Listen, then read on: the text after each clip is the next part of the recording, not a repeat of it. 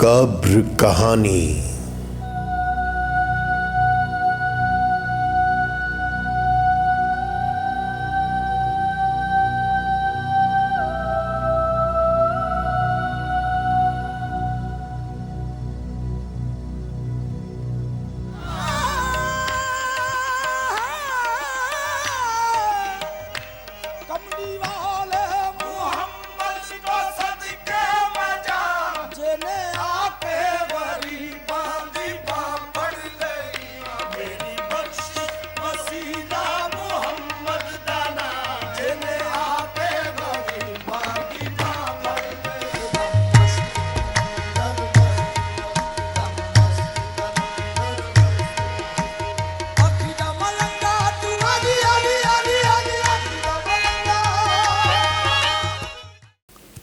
یہ آج کا یہ چھوٹا سا جو انٹرو ہے یہ میرے لیے کسی امتحان سے کم نہیں۔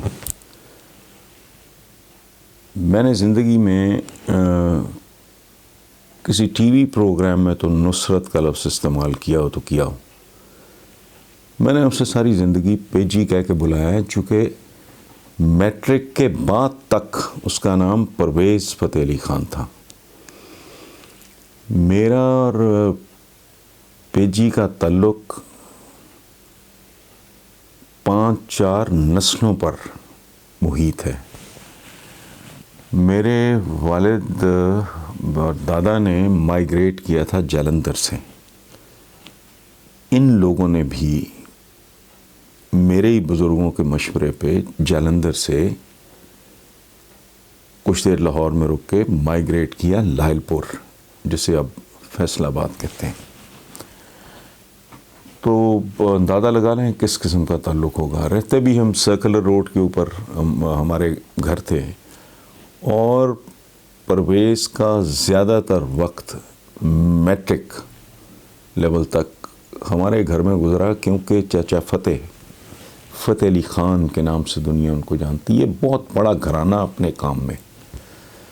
تو چاچا فتح میرے والد کو کہا کرتے تھے، اللہ انہیں کبھی کی رحمت کرے، دونوں بزرگوں کو، کہ میاں صاحب پیجی زیادہ سے زیادہ آپ کے گھر میں رہے تو بہتر ہے، چونکہ آپ لوگوں کا ماحول اور قسم کا ہے۔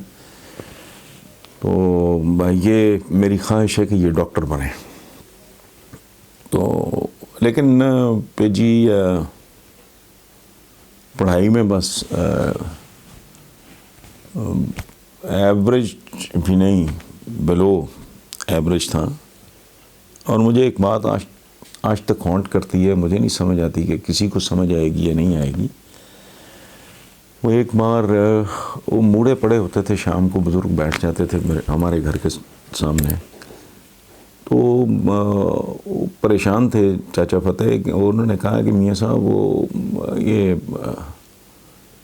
پڑھائی میں میری خواہش ہے ڈاکٹر بنے، پڑھائی میں نالائق ہے، وہ پڑھائی میں ٹھیک نہیں ہے، کوئی اس طرح انہوں نے جملہ بولا۔ تو میرے والد نے کہا کہ فتح کیا پرابلم ہے، اپنا تمہارے پاس اتنا علم ہے، اتنا بڑا گھرانہ ہے تمہارا، اور اس فن کے تم لوگ نسل در نسل تم بہت بڑے نام ہے تم لوگوں کے، تو علم، اپنا علم دو۔ تو چاچا فتح کا یہ جملہ آج تک مجھے ہانٹ کرتا ہے۔ انہوں نے کہا کہ میاں صاحب میں پیجی نو علم تے سارا میرے کو جنہ بھی ہے میں سارا دے دیا، اللہ نے اس کو مناسب آواز نہیں دی۔ اندازہ لگائیں، جو والد تھے پیجی کے فتح علی خان صاحب، تایا تھے ان کے مبارک علی خان، وہ اس بیٹے سے عشق کرتے تھے۔ ان کے 2 بیٹے تھے، ایک تھا یہ راحت کے جو والد تھے فروخ فتح علی خان، لیکن پیجی سے ان کا ریلیشن شپ بڑا اسپرچول قسم کا تھا، کیونکہ تھا یہ سائن لوگ قسم کا۔ تو میرے والد چپ کر گئے اس بات پہ، چونکہ اتنا بڑا گائک، اتنا بڑا موسیقار جو چاچا فتح علی خان تھے، وہ یہ اسیسمنٹ دے رہے ہیں کہ ہی is not blessed with the right kind of voice. تو آپ تصور کر لیں ذرا، پھر قدرت نے کیا کیا۔ ساتھ اس کا میرا رہا میٹرک تک، میٹرک کے لگ بھگ یا اس کے فوراً بعد ہی، مجھے یاد نہیں، یا وہ فتح علی خان صاحب کی ڈیتھ ہو گئی، اور اس کے کندھوں پہ کافی بوجھ آن پڑا اس کے پی جی کے. اس کے فوراً بعد انٹر کے بعد میں لاہور آ گیا پنجاب یونیورسٹی نیو کیمپس میں ایز این انڈر گریجویٹ. تو اس کے بعد ہمارا سلسلہ وہ نہیں رہا. اور آخری بات لمبی نہ ہو جائے, میری والدہ اس سے بے تحاشا محبت کرتی تھی. ہمارے کانجی بنا کرتی تھی, مجھے آج بھی یاد ہے. تو میری امی نے, اللہ انہیں ذریع رحمت کرے, تو انہوں نے کہنا کہ پی جی کے لیے علیحدہ چاٹی بناؤ. کھانے کی میز پہ اس کو رکنا آتا نہیں تھا. یہ نہیں کہ وہ کھانے کا کو بہت اس کو تھا, he had no idea where to stop. تو امی نے کہنا پہ جی بیٹا بس. تو اس نے بھول پن سے کہنا اچھا خالہ جی بس. انہوں نے کہنا ہاں بس. تو بس اچھا. پھر جب جونیئر کلاسز میں تھے تو سردیوں میں آم ورنہ بھوک ہڑتال, اس طرح کی حرکتیں. تو انتہا یہ تھی کہ جب پی جی کی ڈیتھ ہوئی, اس سے میں 15-20 دن پہلے اقبال نقیبی چند دن پہلے آیا ہوا تھا. اقبال قصوری کہتے تھے, وہ رائٹ ہینڈ مین تھا تھرو آؤٹ. تو لاسٹ بات اسی نے, اس وقت امریکہ تھا, بعد میں جب یہ انگلینڈ آیا وہاں ڈیتھ ہوئی, تو ہم نے گھر کے جو ٹیلی ویژنز تھے لاؤنج کا اور میری والدہ کے کمرے کا, وہ ہم نے ان کی کو ٹیمپرنگ کی تاکہ والدہ کو اس بات کا پتہ نہ لگے کہ پی جی کی ڈیتھ ہو گئی. اور آخری بات کہ وہ آنا تو میرے ساتھ ہوا آدھا پونا گھنٹہ کو گپ شپ لگانے کے بعد خالہ جی کتنے نے, میں اچھا امی کے کمرے میں جا کے اس نے بیٹھ جانا زمین پہ. انہوں نے کہنا پہ جی اوپر, نہیں خالہ جی میں ایتھے ہی ٹھیک ہے. تو میری والدہ نے اس سے فرمائش کرنی مجھے وہ سناؤ جہاں میں آئی دیوالی بڑے چراغ جلے. تو اس نے ہنسنا اور کہنا کہ خالہ جی ہن تے لتا مینوں سن دیے. تو پھر میری والدہ کا ایک اور فیوریٹ گیت تھا, مجھے یاد نہیں وہ سنگر کون ہے, کہ ساون کے بادلوں. سو یہ 2 گیت بچپن سے لے کے ٹل ہز ڈیتھ جب بھی وہ ملنے آیا. بہرحال بہت بڑا نام, بہت بڑا آدمی, اور دنیا مس کرتی ہے. تو ظاہر ہے میں تو بہت ہی ماضی پرست آدمی ہوں, نوسٹیلجیا کا مریض ہوں. موسٹلی یہ ہوتا ہے کہ رات کو سونے سے پہلے اپنے والدین کے بعد میرے جتنے اسکول کے, کالج کے, یونیورسٹی کے دوست پریکٹیکل لائف میں جن کے ساتھ محبت رہی, تو ان کے لیے دعا کر کے دعائے مغفرت کے بعد سوتا ہوں, جن میں ظاہر ہے پی جی بھی شامل ہوتا ہے. میں اس سے زیادہ کیا بات کروں.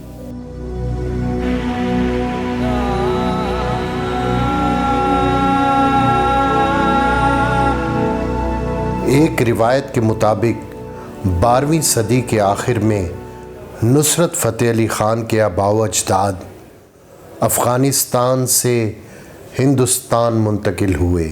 استاد فتح علی خان اور استاد مبارک علی خان بر صغیر کے صوفی بزرگوں جیسے اجمیر میں خواجہ معین الدین چشتی اور دہلی میں نظام الدین اولیاء کے عرسوں پر اپنے فن کا مظاہرہ کرنے کے علاوہ راجوں مہاراجوں کے درباروں کی رونق بڑھاتے رہے.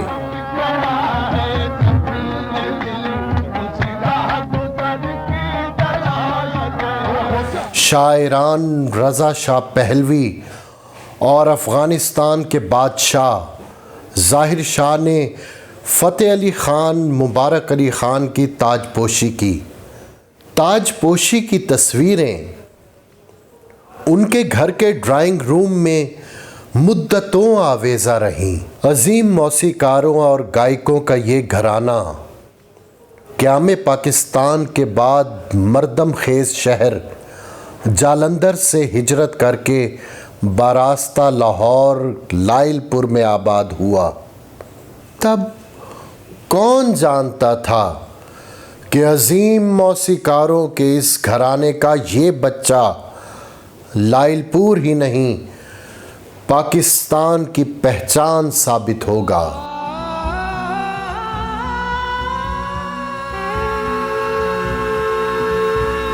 نغمگی کا دوسرا نام ہے نصرت فتح علی خان، جس نے قوالی کو درجہ کمال تک پہنچایا۔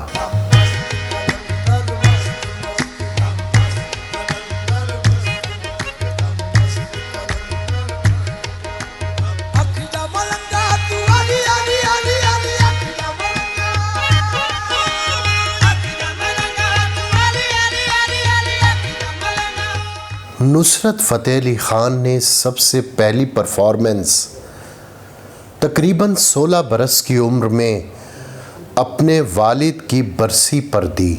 رحمت گراموفون کمپنی جیسے ادارے نے نصرت فتح علی خان کو ہی نہیں، عطا اللہ خان عیسیٰ خیلوی کو بھی متعارف کروایا۔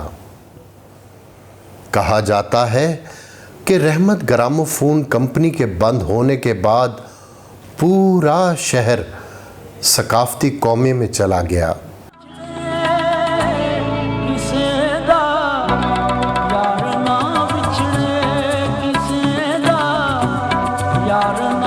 نصرت فتح علی خان کے عروج میں شاعر بری نظامی کا بھی انتہائی اہم کردار ہے۔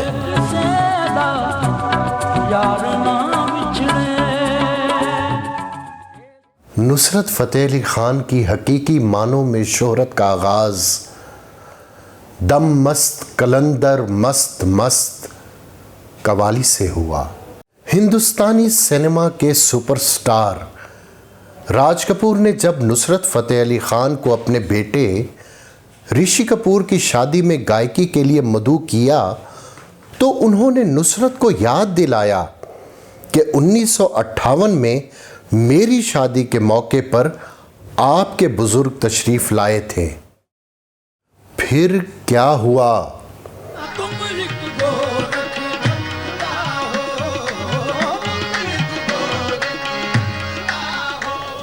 نصرت کے شب و روز کے سنگی ساتھی بشیر اعجاز اس طرح سے بیان کرتے ہیں۔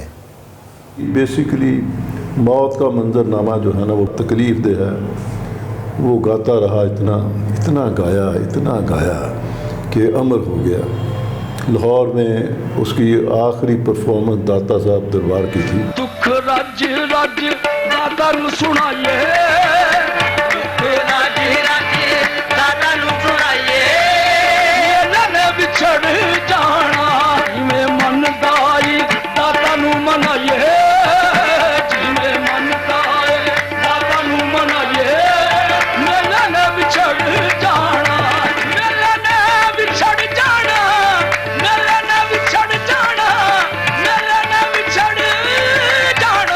ڈیتھ کروا کے آیا۔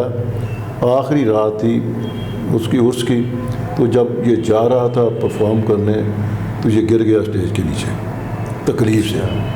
لوگوں نے اٹھایا، پہلے کہا کہ خان صاحب آپ نہ ہی گائیں، ابھی تو آپ ڈیتھ کروا کے آئیں گے۔ کوئی نہیں، یہ حاضری پتہ نہیں میری آخری ہو یا نہ ہو، میں نے پرفارم کرنا ہے۔ بہرحال انہوں نے آخری پرفارمنس کی اور اسی طرح ہی گایا جس طرح روٹین میں وہ گاتے تھے، اسی طرح قوالی پیش کی۔ لوگ جناب مجمع تالیاں، لوگ بار بار کہیں ایسے، ان کو یہ پتہ نہیں کہ اس میں اندر میں کیا اندر سے ختم ہوا ہوا ہے۔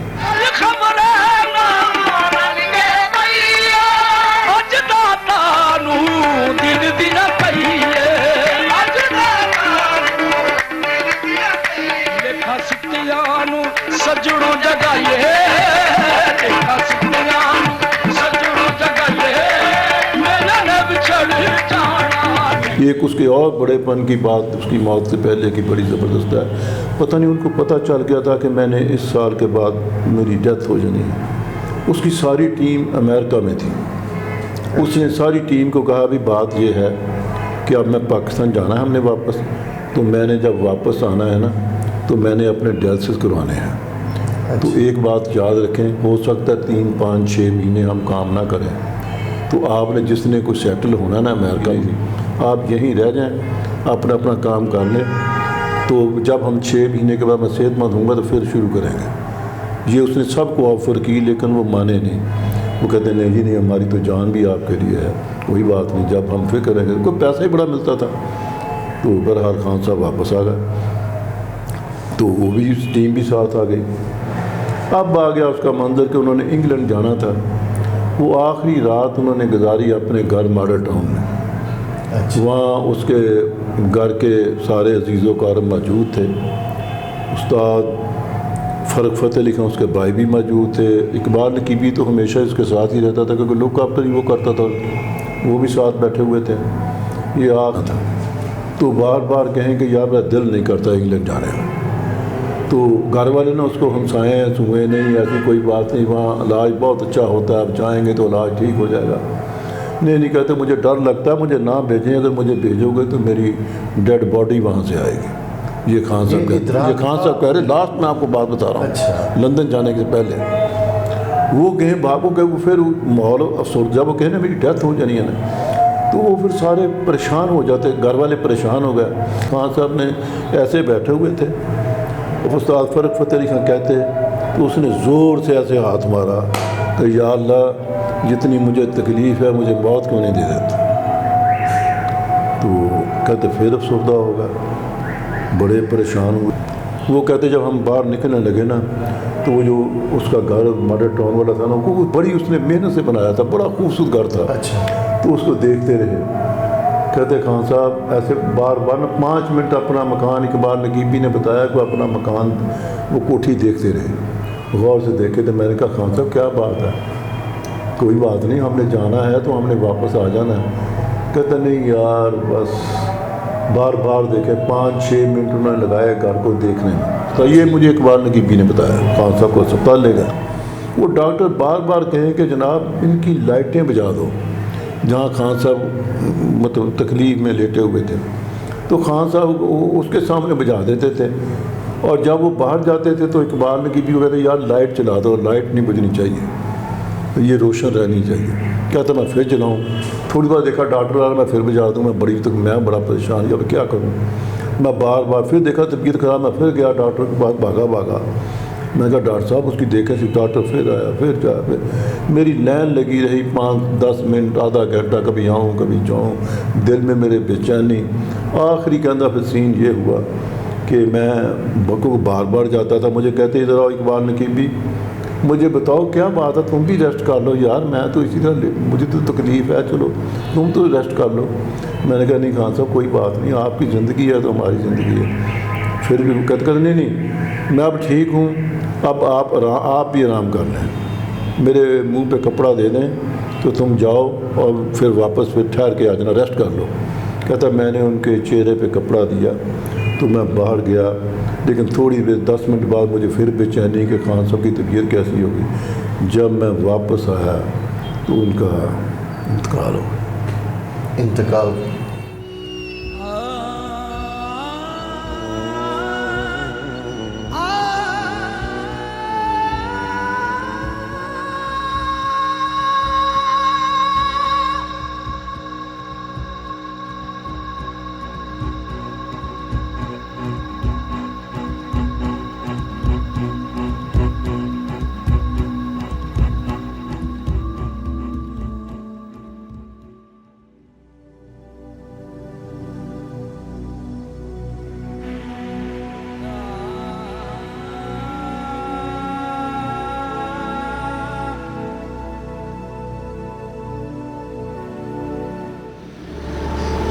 جھنگ روڈ فیصل آباد میں واقع قدیم قبرستان ببر سائی میں استاد نصرت فتح علی خان مرحوم کے خاندان کی قبریں ہیں.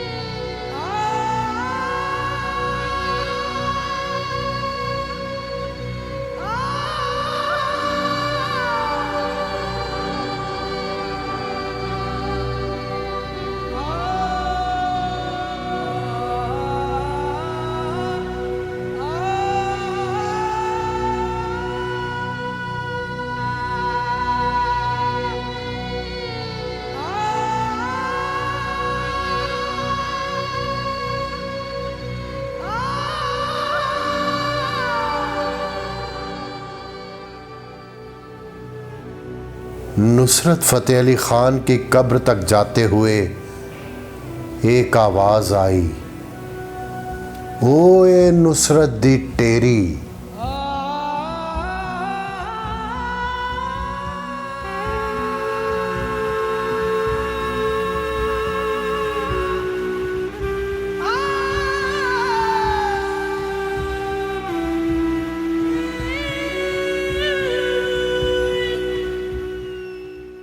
उस्ताद फ़तेह अली ख़ान, उस्ताद मुबारक अली ख़ान, जिन्होंने बरे सग़ीर में कव्वाली की रिवायत को ज़िंदा रखा, उसी घराने के बेशतर अफराद यहाँ दफन हैं।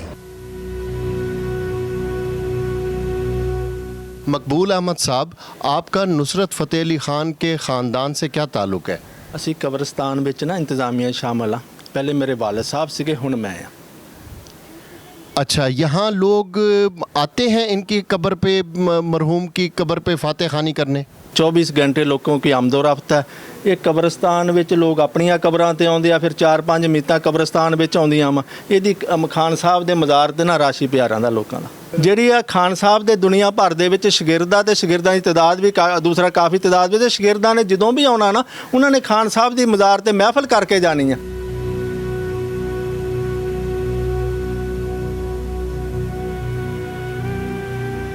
दुनिया आज तक जिसकी आवाज़ के सहर में मुब्तला है, जो आज भी सुरों की सल्तनत का हुक्मरान समझा जाता है, मुद्दतों से खामोश है और हमेशा हमेशा के लिए खामोश है।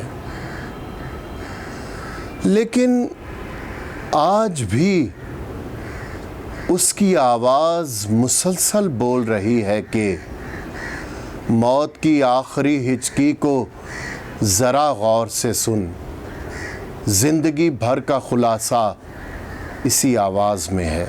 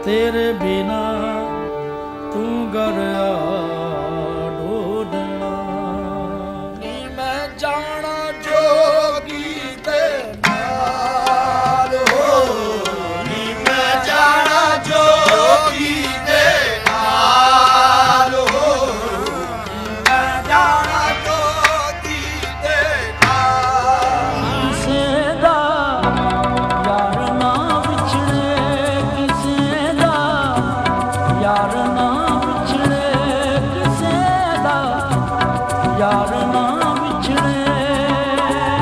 रो रो के मैं देवा सदा, तू घर ढूंढना, शमा पैया तेरे बिना तू घर ढूंढना, मैं जाना जोगी दे नाल हो, मैं जाना जोगी दे नाल हो, मैं जाना जोगी दे नाल। किसे दा यार ना विछड़े, किसे दा यार ना विछड़े, किसे दा यार